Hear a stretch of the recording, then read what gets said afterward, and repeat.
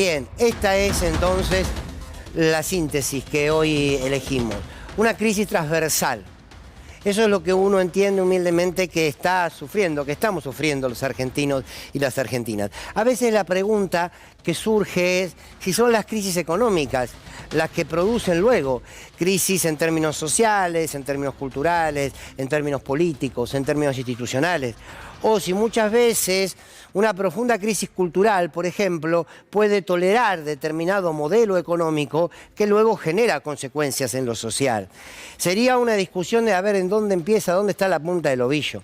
Lo concreto, que más allá de identificar dónde está el comienzo, porque seguramente no es uno, seguramente es multicausal, sí me parece que es importante entender, como ayer hacíamos el intento de analizar una sociedad que es distinta de una política que actúa de otra manera y que debemos hacer el esfuerzo por interpretarla, por conocerla, por aprender de ella, para luego poder conducirla y transformarla. Muy difícil es poder transformar algo si no se lo conoce en profundidad. Insisto que nos cuesta todavía conocer en profundidad el accionar de una sociedad o la no acción de una sociedad, y lo mismo ciertos manejos de sectores de la política. Difícilmente, si no avanzamos en esa instancia, podamos ver cómo la transformamos. Y algunos creen que se la transforma esta realidad simplemente trayendo viejas recetas, pero quizás esas recetas hoy no sean aceptadas o legitimadas de la manera que lo eran años atrás. Pero hoy quiero hablarles entonces de esta crisis transversal que tenemos. Por supuesto, tenemos una crisis económica generada por una estafa. Esta idea del déficit cero a costa de que la mayoría de los argentinos se empobrezcan, que nuestros jubilados y nuestros niños no tengan el acceso mínimo a la alimentación y a vivir con dignidad, habla claro de una crisis, pero hay que preguntarse si las medidas económicas que se toman tienen en algún punto el objetivo de construir el bien común. Y la respuesta es no. Tienen otros objetivos. Por tanto, no deja de ser una estafa para el pueblo argentino las políticas de este gobierno. Entonces, la crisis económica, llamémoslo así, está clara. Ahora, la Argentina, al mismo tiempo que vive esta crisis económica, está viviendo una profunda crisis de representatividad. Hay una enorme crisis de representatividad en la Argentina. Y esto hay que asumirlo. ¿Qué significa, desde mi punto de vista, una crisis de representatividad? Que grandes porciones de la sociedad no se sienten identificados y representados, por ejemplo, por un sector de la política. La política ha perdido cierta credibilidad. La Argentina ha comenzado un proceso donde gran parte de la sociedad no deposita en la política la confianza para que les resuelva sus problemas. Por varios motivos. Primero, porque el individualismo y el sálvese quien pueda y el yo soy el responsable de mi propia historia ha perforado en algunos sectores, sino que venimos de muchos años donde la política no ha dado respuesta. Quiero decir, gobierno de Macri, gobierno de Alberto, no han dado respuesta para que vivamos mejor, con más derechos, con más garantías, con más seguridades, con más oportunidades. Y cuando la política deja de dar respuesta, comienza esto de lo que alguna vez habló Cristina Kirchner, de la insatisfacción democrática. Y esa insatisfacción democrática se expresa rápidamente en la representatividad. Y la política vuelve a ser, para algunos sectores, mala palabra. Y la política vuelve a ser aquel espacio oscuro que algunos quieren mostrar como tal, donde la sociedad no se siente identificada. Esa falta de representatividad política hace que la política esté en crisis.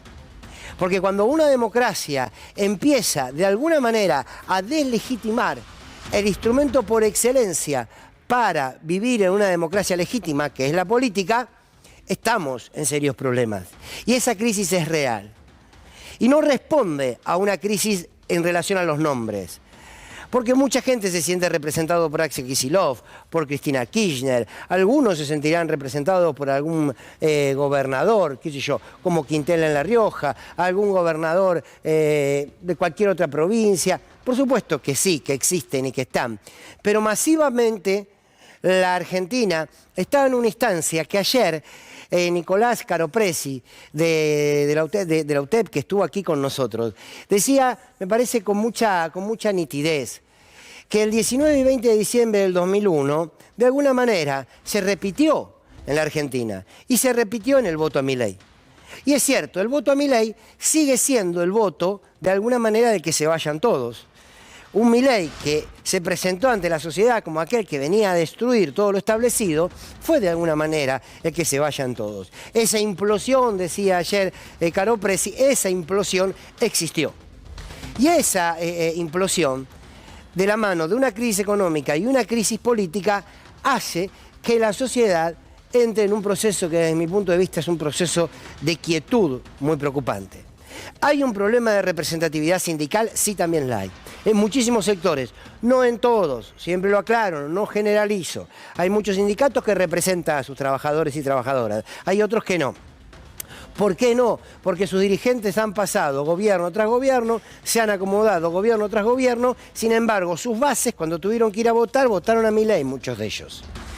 Entre otras cosas, porque evidentemente hay una representatividad del trabajador, tal cual debe ser hoy pensado, que no está siendo eficaz. Entonces, crisis económica, sí. Crisis de representatividad política, sí. Crisis de representatividad en la organización sindical, sí, también existe. Y por cierto, al mismo tiempo, hay una crisis que se empieza a ver en las distintas instituciones de la democracia. Que la justicia está en crisis no es de ahora, no es con Milei. Desde que el gobierno de Mauricio Macri hizo de la justicia un ejército inquisidor contra todo aquel que se le oponía y encarceló políticamente a empresarios y a dirigentes políticos, la justicia ha quedado manchada y nunca se depuró.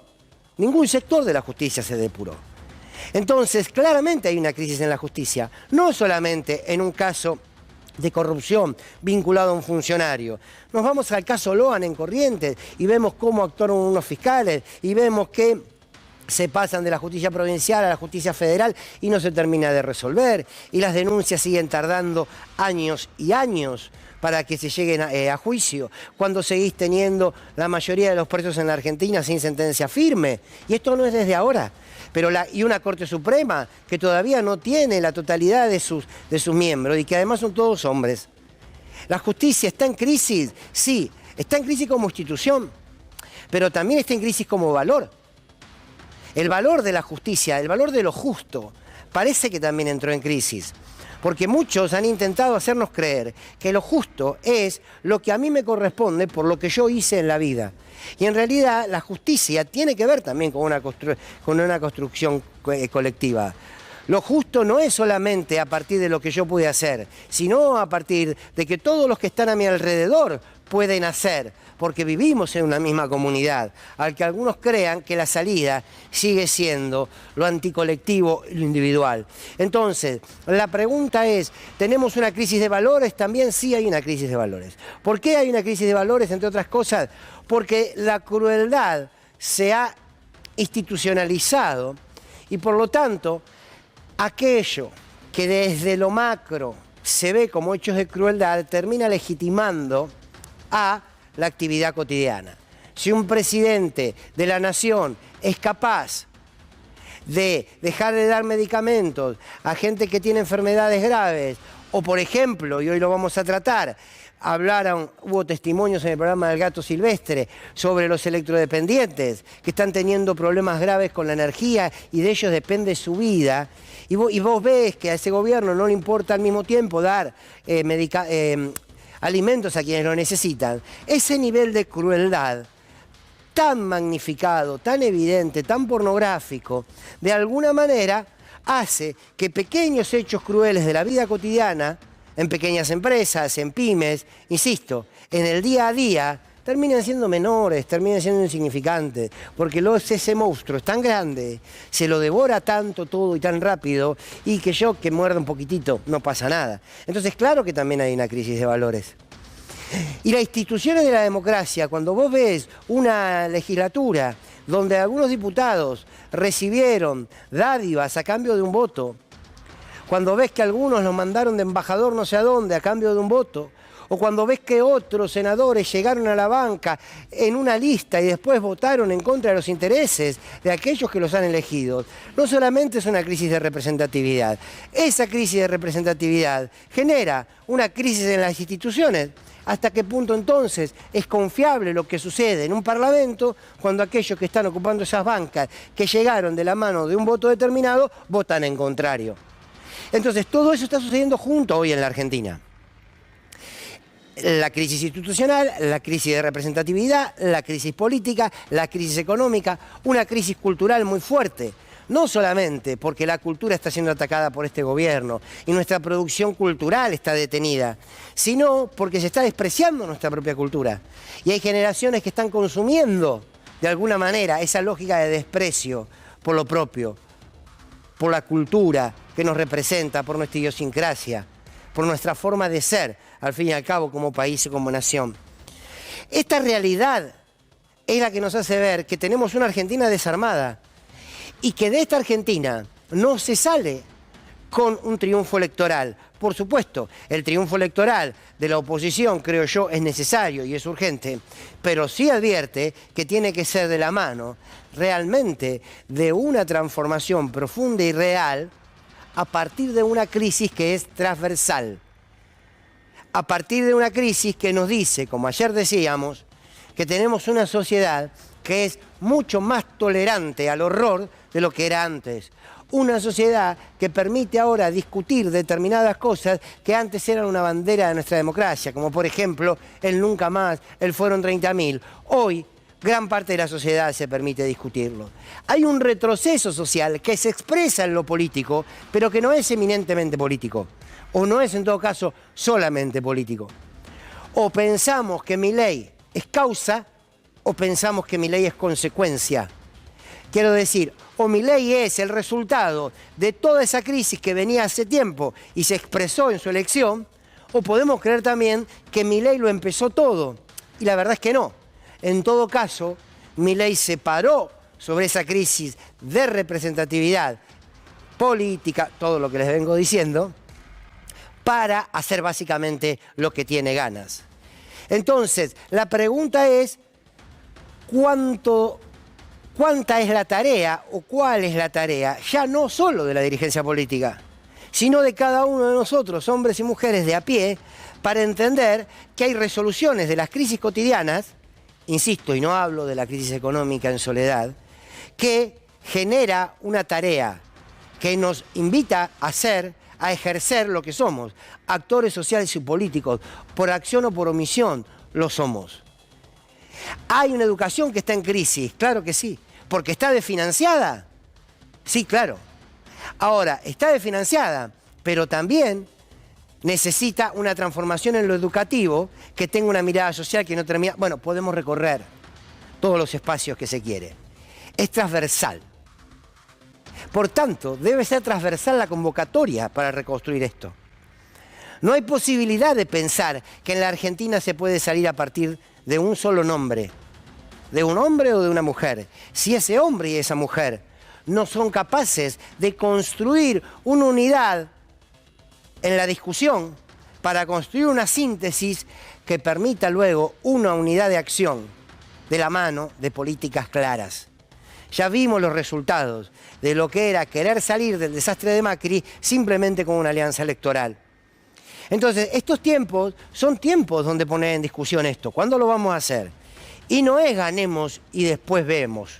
Porque en realidad, al fin y al cabo, esa victoria se puede dar de casualidad o se puede dar como resultante de un proceso social que tiene que entrar en disputa. Entonces, hoy en día, hacer política en la Argentina no es solamente decir que Milei es sucio, feo y malo, que lo es. Ejemplos, ¿no? Digo, adjetivos, nada particular. Pero digo, no es solamente la denuncia de las acciones de gobierno. Esa es una parte.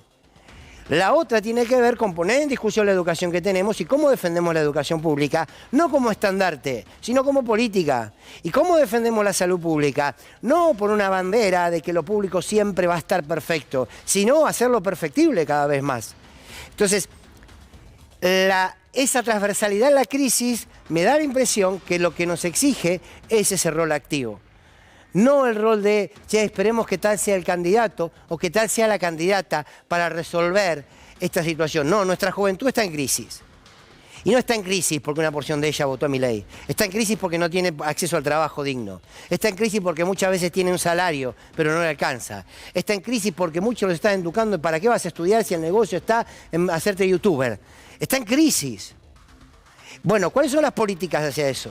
Como el gobierno decir que voten a los 13 años, por Dios.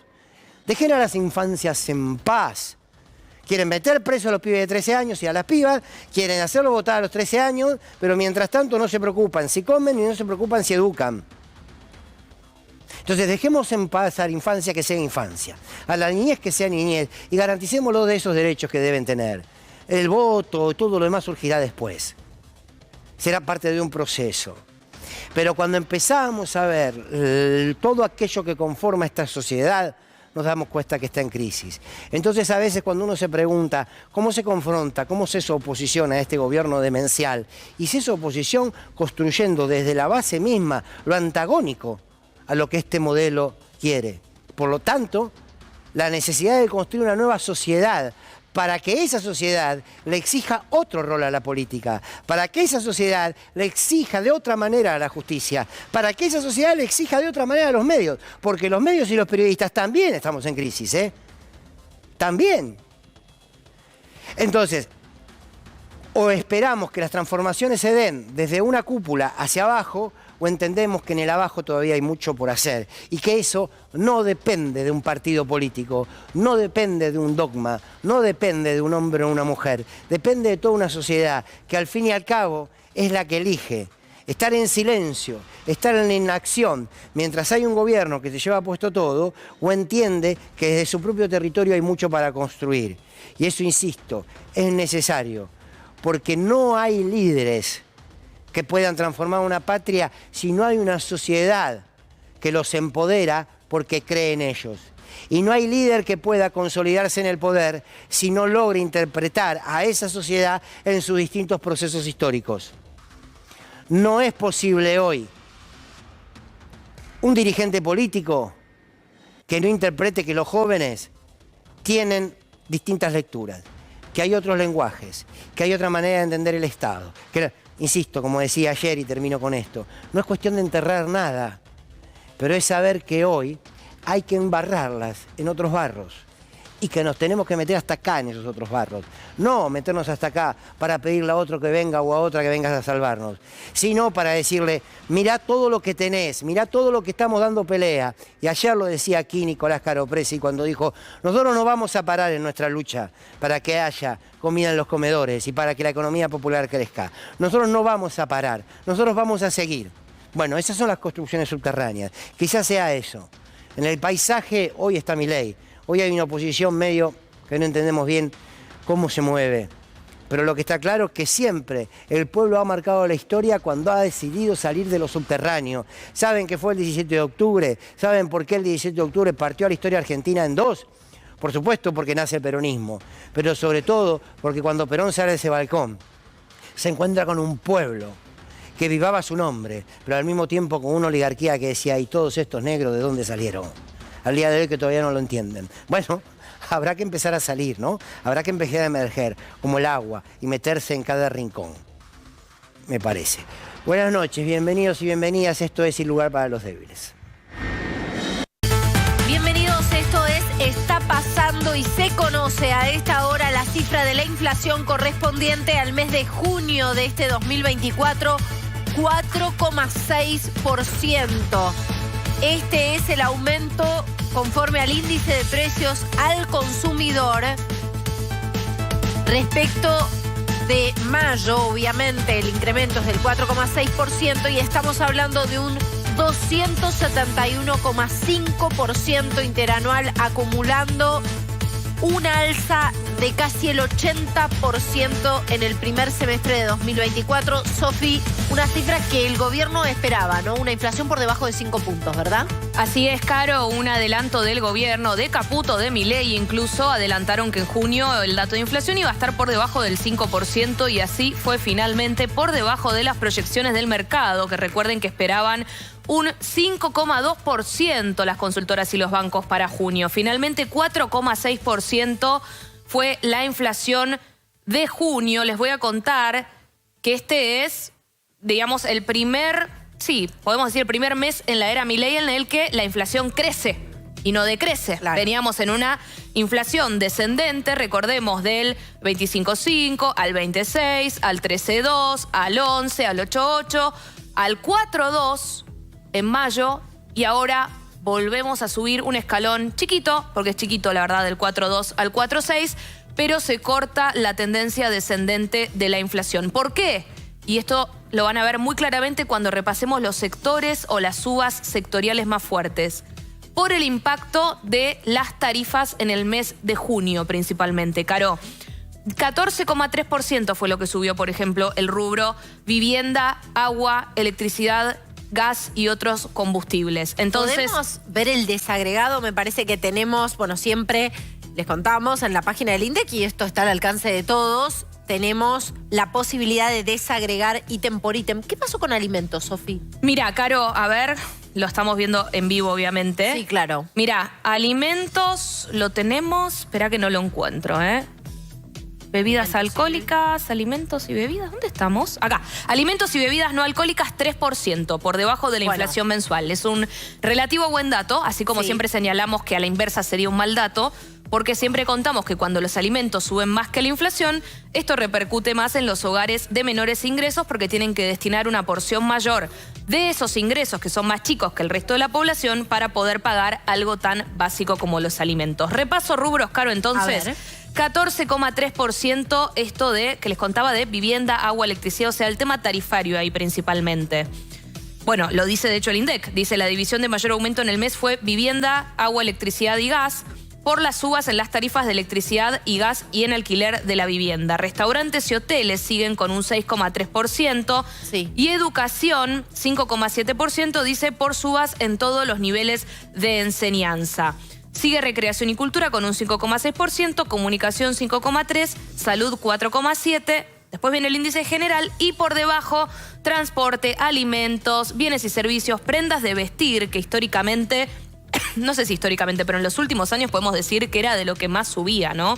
Por arriba de la inflación, ahora bastante más calmado y podemos decir prácticamente quedándose estancado, ¿no? Con este nivel de inflación. Lo que pasa que también ahí lo que hay que tener en consideración cuando uno habla del rubro textil es que en la Argentina es un rubro que es caro en dólares. Exacto. Si uno lo compara a nivel internacional, es caro.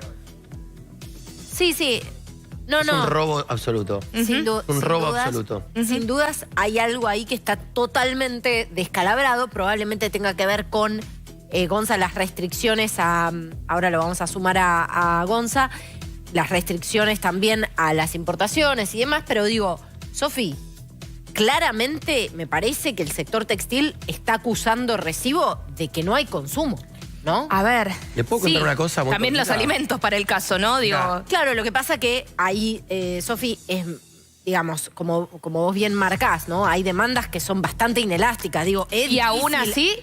así ha caído la venta en el supermercado. Aún así ha caído, Sí. pero lo que quiero decir es difícil ajustar en alimentos. Absolutamente. Es realmente difícil, porque además la gente ya viene de un proceso inflacionario donde ya se estuvo ajustando, ¿no? Es que, Caro, una de las cosas que explica el 4,2 de mayo fue la caída del consumo. El otro día, lo cuento porque la economía, la inflación tiene una variable llamada la expectativa, que es la variable emocional de la inflación, más allá de la emisión monetaria y de la velocidad con la que circula la plata, que son las dos grandes variables que hacen la inflación. Caminando por la calle paso, y esto es literal, por una casa de productos de limpieza y veo que un producto que es muy caro, que suele costar 5.000 pesos, estos que se ponen en un aparato que con una pila van tirando como olor durante... Sí, aromatizadores. Y le digo a la dueña, que paso casi todos los días, le digo, ¿qué pasó que lo bajaste de 5.000 a 3.000 pesos? Lo bajaste 2.000 pesos, le digo, pues la conozco, pues es de la cuadra. Y me dice, si no me lo compra nadie. Bueno, también así, el público tiende, con la baja de consumo, a domesticar a los que se abusan habitualmente. Y un dato que me parece que está bueno también marcar, y no es un dato menor, como Sofi lo viene destacando, es que el mes pasado, y lo subrayo, Sofi, para que lo cuentes con más profundidad si querés, estaban los precios regulados, planchaditos. Era fácil tener inflación de 4,2 el mes pasado. Ahora tenés 14,3% de incremento en lo que es... Bueno, fíjense que Caputo, el ministro de Economía, general, en los últimos días estuvo hablando bastante del IPC núcleo. ¿Qué es el IPC núcleo? ¿Qué es la inflación núcleo? Es esa inflación a la que le quitas los precios regulados, como la electricidad y el gas, y le sacás el tema estacional, porque puede haber algo de estacionalidad que te confunde después cuando mirás los datos de inflación. Y ahí tenés un IPC núcleo o una inflación núcleo menor al 4%, 3,7%. Estaba mirando eso, recién. Por ejemplo, ¿le sacaría a Sofi los incrementos en el rubro educación? Eso sería... Buena pregunta. Yo creo que si lo consideras como precio regulado o no, te la debo, la verdad, porque como tienen, ellos tienen regulación en sus precios, en el sentido de que no pueden aumentar cuando ellos quieren y tienen topes para los colegios, por ejemplo, que tienen participación estatal, claro. El privado, Sofía, aumenta la cuota siempre de manera proporcional al aumento, esto lo cuento por un tema familiar, en base a lo que es el aumento docente. Si la paritaria docente da una cosa... Pero el que tiene subvención, Gonza, igual tiene topes. Se le genera con un tope una compensación, pero... En definitiva, el Estado pone la plata por un lado o por el otro, ¿no? A eso me refería, digo. Pero es interesante lo que planteás porque el colegio privado, hoy en lugares donde la gente no quiere ir al colegio público, incluso eligiendo colegios parroquiales, es un componente central a la hora de la canasta básica. Por supuesto. Bueno, también siempre lo marcamos cuando damos el dato de la ciudad de Buenos Aires. Y me parece que es importante reforzarlo. Hay ítems que no están contemplados, por ejemplo, cuando... hablamos del costo promedio para una familia tipo de 4 personas para ser de clase media en la ciudad de Buenos Aires y muchas veces ese número no contempla un alquiler, lo cual es una realidad para buena parte de las familias porteñas. 40%, Caro. El 40% de los 3 millones de habitantes de la ciudad de Buenos Aires alquila. Es decir, que estamos hablando de que 1.200.000 personas viven de alquiler en la ciudad de Buenos Aires. Viven alquilando, eso me refiero. Viven alquilando, no del alquiler. Otros tantos viven de alquiler. Porque también salió el dato de la canasta básica, así que en un ratito vamos a hablar también de eso, de cuánto se está necesitando hoy para no ser pobre, para una familia que ya les adelanto que es un número sustancial en relación con los sueldos promedios del trabajador formal. Pero básicamente sí, recordemos que inflación no es lo mismo que costo de vida. Exacto. Una cosa es el promedio de todos los bienes y servicios y cómo mide el INDEC la inflación, que es un promedio ponderado, y el costo de vida, que es lo que a mí me cuesta vivir, no necesariamente se ve reflejado en la inflación, porque ustedes me van a decir, pero a mí la tarifa de gas me aumentó 40% y eso no se ve reflejado en la inflación. Es cierto, no es lo mismo costo de vida que IPC, eso es una salvedad estadística que estoy haciendo, pero que es importante destacar. Además, el número consolidado es un promedio, ¿no? Hay zonas del país, hay zonas del país donde hay rubros que son más caros o que se han encarecido más. Y acá parece una obviedad, pero a ver... Nadie está diciendo que los precios estén bajando. Eso es lo que quiero decir. No. Cuando lo que el gobierno venía anunciando hasta ahora, en los últimos meses, en este mes hay un leve salto con respecto al mes anterior, es un proceso de desaceleración. Es decir, inflación sigue habiendo. Digo esto porque a veces se presta... está bien. Es una obviedad, pero a veces se presta a confusión, ¿no? No, inflación sigue habiendo en la Argentina. Totalmente. Es que y un número muy significativo si uno lo contrasta, incluso con otros países de la región, ¿no? Es que es muy interesante, chicas, esto. Al tener un presidente libertario, es decir, un liberal ortodoxo como Milei, tenemos sobre la mesa la teoría de cómo un liberal pretende bajar la inflación, que es bajando el nivel de consumo. Habiendo menos consumo, la demanda, digamos, deja de presionar a la oferta si no baja los precios, va a tener que bajarlos en algún momento. Por eso es que vemos todavía... Claro, pero lo virtuoso sería tener actividad y consumo a inflación baja. Por eso aclaré... El círculo virtuoso sería... Por eso aclaré que tenemos un gobierno libertario que está apostando a bajar la inflación, bajando los niveles de consumo. Una parte del gobierno de Menem fue con esta teoría. Igual ellos no te van a decir que lo hacen así. O sea, no te lo van a reconocer. No lo van a reconocer. No, pero, perdón, sacando algunas distorsiones que además tenían mucho impacto, Sofi, en las cuentas públicas, como los subsidios a la energía, ¿no? Tratando de... No, haciendo correcciones que obviamente en algún momento iba a tener que hacer la Argentina. Totalmente. Eso también es un aspecto que en rigor hay que decirlo, ¿no? Pero es cierto que el apretón monetario, si querés, que está haciendo el gobierno, en parte te lleva a esto que estamos viendo, que es lo que contaba Gonza en esa anécdota del aromatizador, que bajó de 5.000 a 3.000 pesos porque nadie se lo compraba. Bueno, eso está ocurriendo en gran parte de la economía. Ojo con algo, que esto no está en esta foto, que hay una película que se está dando en las últimas semanas, que es el impacto del dólar blue. Que muchos lo están minimizando, pero hubo un repunte en la inflación de alimentos en las últimas semanas, que no va a gustar este dato y yo lo sé y me hago cargo y lo miro en las consultoras que siguen la inflación semanal. Les diría que en las últimas 2 semanas a 3 semanas está pegando un leve repunte la inflación de alimentos, un poco por estacionales, frutas y verduras, ¿sí? Por los primeros fríos más grandes, por la ola de frío, y también en parte por la suba de los financieros y el blue. Hay un dato que me parece interesante para tirar a la mesa y entender cómo el dólar blue también afecta a la inflación en términos del componente del aumento de precios, ¿no? Siempre recordando lo que decía Sofi, que no es lo único.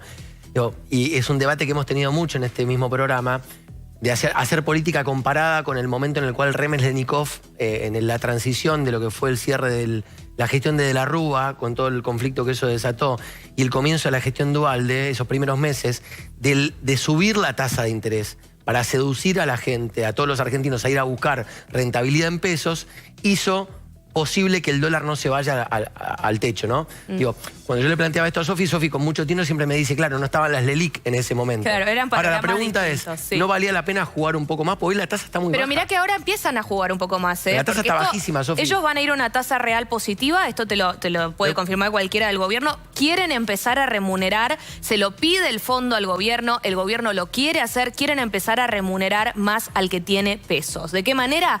Tratando de converger a una tasa real positiva. ¿Qué es esto? Que la tasa le gane a la inflación. Ahora, volviendo al tema inflacionario, ¿no? ¿Expectativas de acá en adelante o qué se espera? ¿Quieren charlar un poco de eso también? Sí. ¿Qué va a pasar de aquí en adelante? Bueno, tenés de acá en adelante la expectativa para el mercado es que el piso de la inflación sea 4% de acá a fin de año. O sea, que sea mucho más difícil bajarlo de este 4,6% a un 0% o a un 0,6%, supongamos, mensual, como pasa en otros países del mundo, porque obviamente esta parte es siempre la más dificultosa, ¿no? Pero el gobierno, entiendo, está conforme con lo que han logrado hasta ahora. Sí, no sé si tenemos el gráfico que habíamos puesto en pantalla, el gráfico que ilustraba mes a mes la desaceleración. Obviamente, repetimos, el dato de mayo fue, Sofi, corregime, 4,2, ahí está, 4,6 en junio, pero claramente del registro de diciembre a hoy, la curva es más que contundente, ¿no? En términos de la desaceleración de la inflación. Miren esto, yo pensaba, ¿no? Un componente que afecta muchas veces la situación económica es la inestabilidad política, ¿no? Sí. Acabamos hace semanas nomás de contar lo que fue un intento de levantamiento militar en Bolivia, lo cual demuestra que Bolivia tiene un cierto grado de inestabilidad hoy, a punto tal que el presidente está peleado a muerte con quien fue su gran promotor, ¿no? Evo Morales. Inflación de Bolivia interanual, es decir, punta a punta, junio-junio, 3,8. Inflación en lo que va del año de Bolivia acumulada, 2,5. Acumulada desde enero. Es increíble que acá estamos festejando, no nosotros, digo, la política festeja que tenemos 4 puntos de inflación mensual. Cuando países con gran nivel de inestabilidad política tienen inflación más baja que Argentina. Bueno, técnicamente lo que se festeja es que vaya una escalerita descendente. Por eso yo marcaba capaz el dato al principio que era, se terminó esa escalerita descendente por lo menos este mes. Vamos a ver cómo siguen los meses que viene. Pero la verdad que no sé si alguien festeja un 4% de inflación, ni acá ni en ningún lado del mundo, ¿no? No. Claramente no. Por eso aclaraba. Vos vas a seguir percibiendo que las cosas aumentan, porque en efecto aumentan. De lo que estamos hablando es de un proceso y de un plan que hasta ahora arroja en el primer semestre una curva de desaceleración con este salto ahora en el mes de junio. Ahora hay que ver si se ameseta este salto o si podemos llegar a ver una tendencia un poco menos deseable en los próximos meses. Veremos qué sucede. Muy bien, vamos a seguir hablando. El dato de la inflación de junio entonces es 4,6%. Guillermo, ¿cómo va? ¿Bien? Unos segunditos. Recién cuando expuso dijo que hay una necesidad de aguantar, de esperar, basado en la esperanza. ¿Cuándo esa esperanza se puede transformar en alivio? Son dos cosas distintas, ¿no? La esperanza es que la gente... No, dijo que hay una paciencia linkeada en la esperanza. Ok. Por eso digo, ¿cuándo se puede terminar la paciencia? Me decís vos entonces. No, ¿cuándo se puede pasar a ser alivio? No, yo creo que hay muchos indicadores que están mostrando que se está saliendo de la peor parte de la crisis recesiva que tuvo la Argentina desde que asumimos el gobierno, por las circunstancias en que recibimos el gobierno, con una hiperinflación en ciernes. De modo que habiendo superado esa etapa, yo creo que hoy el camino va a ser el camino del crecimiento. Así que yo creo que este segundo semestre va a ser bueno y la expectativa de la gente que ve el horizonte en el año próximo va a demostrar que no hemos estado equivocados en todas las medidas que hemos tomado. ¿Qué piensa en relación a lo que dijo el presidente de que hay un banco que fue golpista? No sé si es exactamente el término que utilizó el presidente, pero es cierto que hubo un banco que en un momento en que se estaba conversando de pasar los pasivos remunerados del Central a títulos del Tesoro Nacional, hubo un solo banco que estableció un put del orden de los 2.000 millones de dólares que generó una tensión en el mercado financiero. Yo no quiero juzgar las causas de esa actitud, pero sí fue una decisión que tuvo un impacto y que rápidamente el gobierno tenía suficiente superávit acumulado en estos meses como para poder responder a esa situación. Pero bueno, no más que eso, ¿no? Hoy Caputo dijo que lo que había sucedido, que habló con un representante, es que le habían dicho que confiaban en que iba a desaparecer la inflación y que por eso hicieron lo que hicieron, porque estaba toda la inflación. Es un argumento, ¿no? Que el banco en particular esté tan confiado en que se baja la inflación fuertemente es un buen dato. Y lo que dijo el ministro Caputo también, que tendrían que haber avisado, porque no es que no pasa nada cuando un banco coloca un put de este tipo de un día, en un momento para el otro, ¿no? Así que nada. Bueno, la última, le agradezco por el tiempo. La ratificación de Valdés en el fondo, ¿qué significa? Y que dijeron que no hay un cronograma a corto plazo. No he escuchado noticias del Fondo Monetario. Sí, Guillermo.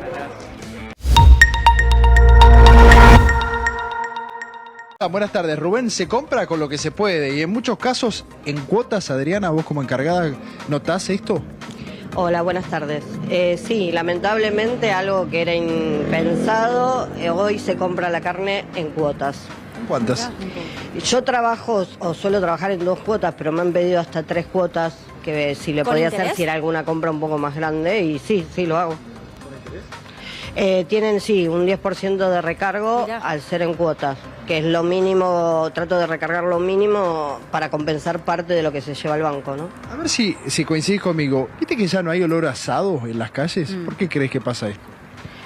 Lamentablemente no, antes era típico pasar por una obra y los viernes había asado, era típico que fin de semana, y vos también lo habrás visto, en una cuadra había 1 o 2 vecinos haciendo asado, y ahora lamentablemente eso ya no pasa. ¿Qué pasa ahora?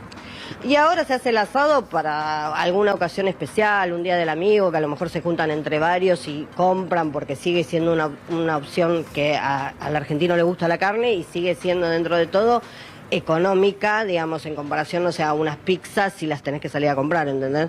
Entonces, para esas épocas, Día de la Madre, ahí sí hay asado. Y también ya sacan las mollejas, sacan lo que es un poco más de lujo.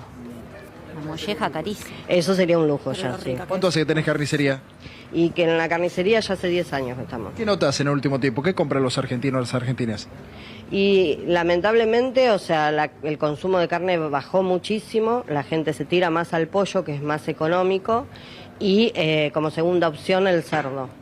Pero sí, el consumo de carne bajó muchísimo. Ustedes tienen acá promociones como pata muslo, que está a 3 kilos, 8.000 pesos. Pesos, sí. ¿Por qué esas promos? Y primero para tratar de vender y que a la gente le ayude, y para seguir manteniendo el negocio, la verdad es esa, porque las ventas cayeron muchísimo. Hablas de las ventas, ¿qué pasa con los servicios? ¿Qué pasa con los impuestos, con el alquiler de los locales? Todo aumentó muchísimo. A ver, si vos haces una comparativa del año pasado a la luz se fue 2 veces más. Como poco. El alquiler se me fue al doble. O sea, así es todo. Números concretos. ¿Cuánto sale un local acá en Mataderos? Aproximado. ¿Desde cuánto? Y vos, depende de los metros cuadrados, pero tenés, o sea, 700, te pueden pedir 1,5 millones, o sea, depende de los metros cuadrados que tenga y dónde está ubicado. ¿Y qué hablas con los vecinos, con tus colegas? ¿Lo pueden pagar? No, muchos han cerrado, o sea, sobre todo si vos tenías un contrato viejo y más o menos venías defendiéndote y peleándola, te podías mantener. Cuando tuvieron que renovar alquiler, muchos negocios han cerrado y se han ido porque no se puede absorber esos gastos de repente, ¿me entendés? Y más con la caída de venta de todo, no solo de carne, sino de todo el mundo, las ventas, o sea, lo que vos hablas a diario le cayó, el que trabajo. ¿Cuánto tenés que estar hablando para hacer un asado ahora? A ver. Y un asado depende, si querés solo asado, si querés vacío, depende de la cantidad de gente. 4 personas, suponete una familia tipo 4 personas, 5. Tendríamos que llevar, ponele 2 kilos de asado, 1,5 kilos de vacío, ahí ya tenés, ponele 8, 9, 16. Ponele que con 20.000 pesos, 20 y pico, comés un rico asado. Pero sin, como decías vos, sin la entraña, sin vacío la y previa, chorizo. o sin picada tampoco, ¿no? No, sin picada. O sea, es solo de carne, unos chorizos le puedes agregar, una morcilla, y ahí, nada más. Las milanesas, ¿cuánto está el kilo de milanesas? Bueno, tenés las milanesas preparadas, tenemos una oferta que está acá, que son 2 kilos, 9.000 pesos. Si no por kilo, 5.000. Es buena ¿Y oferta, qué están llevando? ¿Más cerdo, Sí. más pollo, más carne vacuna? ¿Y cruda? No, la verdad llevan más pollo. Milanesas llevan más pollo. Juli, te escucho. No, estaba escuchándolo, estábamos con la cola Sí. hablando de los precios. Yo tengo acá algunos precios, quería comparar de lo que relevó la ciudad de Buenos Aires. Por ejemplo, en junio, el promedio del kilo de asado le da 7.000 a la ciudad de Buenos Sí. Aires. ¿Cuánto está ahí el kilo de asado y el kilo de milanesa cruda, por ejemplo? Mirá, Colo, el asado acá está a 8.000 pesos y el kilo de milanesa cruda, supongamos una bola de lomo, una Sí. cuadrada, que es lo que se lleva para ese corte, Cuadrada. 8.500 pesos. Ah, Más o está menos bien. está en el promedio que vos decías. Cuadrado, 8.500, que la cuadrada antes no era más económica que la bola de lomo. Total. No, siempre fue igual. Y el lomo, que es un producto ya premium, ¿no? Sí. O el peseto. El lomo del peseto sí, es algo, palabras mayor. Pero bueno, hay gente que la milanesa le sigue gustando el peseto y igual lo lleva. Pero bueno, sí, son cortes que son más caros. El lomo también. Antes también era común ponerle a hacer unos sanguchitos de lomo para algún cumpleaños. Ahora no, se busca otra opción, algo que rinda más. O sea, la gente, no sé si hace una reunión y tenés chicos, más se tira a unos patis. ¿Entendés? O sea, se han bajado los consumos y han cambiado. Sí. En esta última semana, por ejemplo, en la primera semana de julio, que estuvimos viendo una suba de los dólares muy fuerte, ¿eso se trasladó en aumento de la carne? ¿Se trasladó en el aumento de la carne, la suba del dólar blue, la suba del dólar oficial? ¿Lo notás vos cuando te llega la lista? No, ahora no. Esta última semana, por ejemplo, sí lo que me aumentaron fue el cerdo, que estaba quieto y lo aumentaron esta semana. Pero después la carne, esperemos, Sí. no vamos a decirlo muy alto por las dudas, sí se vino manteniendo en estas últimas semanas. Y el pollo siempre varía, pero el pollo es común que a principio de mes varía algo, después baja, después sube, después baja. El pollo siempre es así fluctuante. Ay, veo que tenés maple de huevo. ¿Cuánto está el maple? Porque también es un Eso viene índice que subiendo. hacemos por distintos Sí. locales. Ah, bueno, el maple de huevo está a 3.000... 4.000. A ver, ¿cuánto? Acá tenemos 4.500. Y 4.500 el maple de huevo de número 1. Y después tenés, si no, el envasado de a media docena. ¿Cuánto está la media docena de huevos? 1.800. Ya es barato ese Son buenos maple. precios. ¿Por yo qué lo me pago decís que todo. viene más gente los sábados? Los sábados porque pudimos implementar la cuenta DNI que hace Claro, una devolución sirve. del 35% y gracias a eso es un descuento, a la gente le sirve y hemos podido implementarlo y bueno, sirve para que nosotros vendamos más. Porque hoy todo ese tipo de promociones la gente la busca un montón, porque ayuda. Gracias, Adriana. No, por nada, gracias a ustedes. Bien, Marian. Abrazo grande.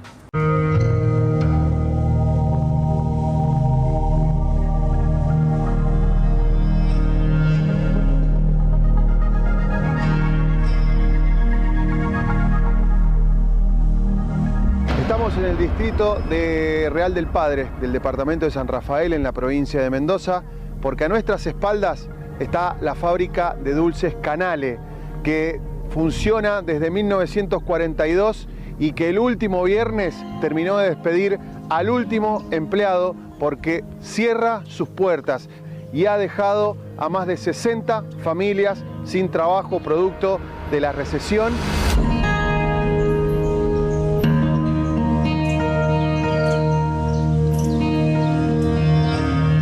Yo trabajé 22 años en Canale. ¿En qué puesto trabajabas? Yo era aseguramiento de calidad. Quedan muchos chicos y que todavía le falta muchos años para jubilarse y acá no hay otras empresas que los llamen a trabajar con lo que ellos sabían hacer acá. Porque acá yo trabajé desde limpiar pisos, paredes, en laboratorio, en todos lados, hice todos los trabajos.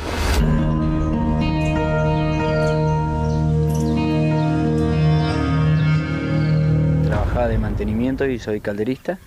Me despidieron el viernes al mediodía, 1 de la tarde. ¿Qué explicación te dieron cuando te despidieron? Que ya no prescindían de nuestro servicio. Yo entré en el 2011, me fui y volví en el 2013 hasta el viernes, 11 años. Trabajé 22 años de comprador de fruta, recorredor. 3 turnos permanentes, noche y día, todos los días, menos Navidad y Año Nuevo.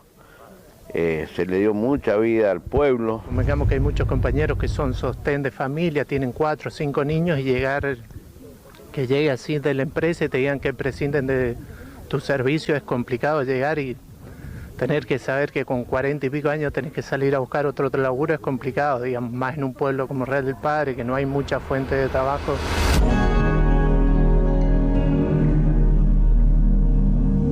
Llevaba más de 30 años trabajando, o sea que entré a los 18 años, yo trabajaba en el sector de etiquetado. Y lo vivimos de una manera traumática. Obviamente esto influye en la economía local, influye en la economía de cada uno de los trabajadores que se queda afuera y día a día vemos que se van cerrando fuentes de trabajo que para nosotros son sumamente importantes y más para nuestra localidad. ¿Cómo es empezar de 0 a los 46? No sé, te digo la semana que viene. Y hoy en día que venga mi amigo a llevarse las fábricas, no es posible. Toda esta gente que está acá, vivimos de esto. Por todo lo que tengo, lo hice trabajando acá.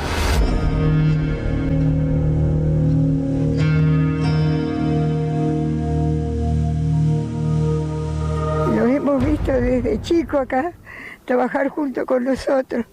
Así que por eso yo pediría que el gobierno, alguien que haga algo para que este pueblo no quede así. Es muy difícil reinventarse, volver a salir adelante, conseguir otro trabajo y para nosotros es difícil también ver que en un lugar tan chico como el nuestro poder conseguir una nueva manera de vivir cuesta. Mucho dólar. Yo tengo la finca al lado, toda la vida. Ahora no tengo, no se va a sentir más la sirena, ni Navidad, ni Año Nuevo.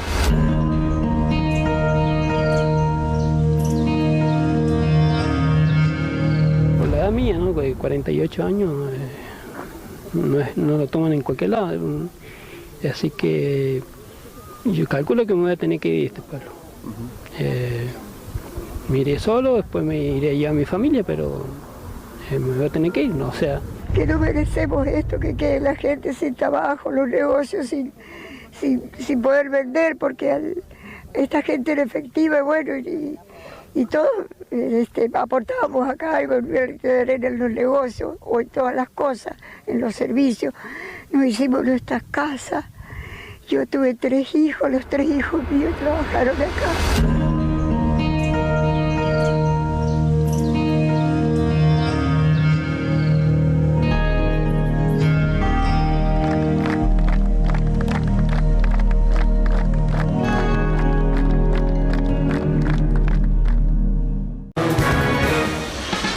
Y es alerta en C5N, alerta en la mañana. Atención a la respuesta de la Asociación de Bancos contra el presidente de la Nación, contra las declaraciones del máximo mandatario Javier Milei. Dice Javier Bolsico, el presidente Milei consideró golpista a un banco por venderle títulos al Banco Central, ejerciendo un contrato de put. Esa afirmación es injusta e incorrecta. Además, genera dudas sobre la libertad de comercio. No se debe banalizar el término considerando la historia de nuestro país. Amplía Nasa Lomagno. Bueno, a ver, básicamente, ¿qué son los puts? Los puts son, digamos, seguros de liquidez que se le ofrecen a los bancos. No me hagas deletrearlo porque sale puts. mal, ¿viste? Eso en televisión. No, pues el otro día hubo un colega que quiso deletrearlo y que salió mal. No, pero claro, es puts con S al final. Básicamente es un seguro de liquidez que se le ofrece a los bancos como un endulzante a cambio de que efectivamente mantengan instrumentos de deuda en el Tesoro Nacional. Que vos sabés que el Tesoro Nacional tiene una mala performance en Argentina, defolteador serial, entonces como para garantizarle justamente justamente que puedan dormir tranquilos, se les ofrece estos puts que pueden ejecutar en cualquier momento. El tema es que la plata, digamos, para ejecutar estos puts, estos seguros de liquidez justamente, que se les otorga, ¿no?, que se les ofrece a los bancos, requiere que el Banco Central emita para pagarlos, ¿sí? Y bueno, en medio de todo este contexto, digamos, después del anuncio de Caputo y Bausili respecto de cómo iban a profundizar esta etapa de transición de deuda del Banco Central al Tesoro, hubo un banco que ejecutó esos puts por alrededor de 2 billones de pesos. Esto se entiende que generó un ruido de mercado tal que golpeó, digamos, en la suba del dólar blue, y Milei dijo, esto...